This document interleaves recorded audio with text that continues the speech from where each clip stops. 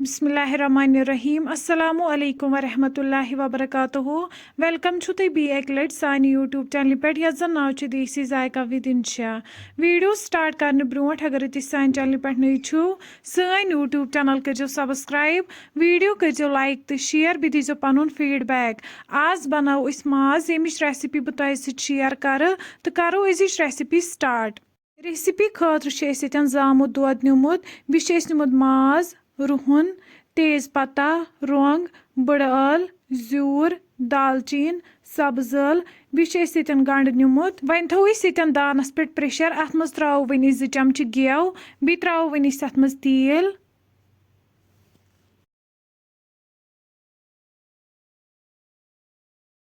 तेल गर्म गसित त्रो वन अत मज मसाल बे त्रो वन अत मज गंड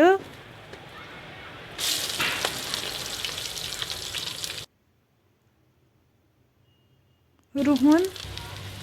बे त्रो वन अत मज माज नून चमच 2 लेदर चमच 1 बे त्रो वन अत मज मरचांगन चमच 2 बादियान पाउडर चमच 1 गरम मसाला चमच 1 अम पत त्रो वन अत मज जामुत दोद यम सारी इंग्रेडिएंट्स रलावुक असल पट वन दिमो माजस तीस कालस तलिन यीस कालस नी तेल वापस दिए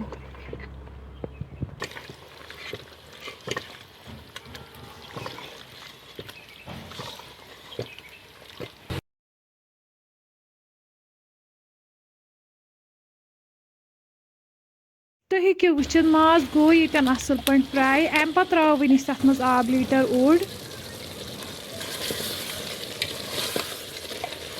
यस त्रो वन अत मज नील मरचांगन अम पत करो वन लिड बंद दिमो 2 to 3 विसल यीस कालस माज सॉफ्ट गछि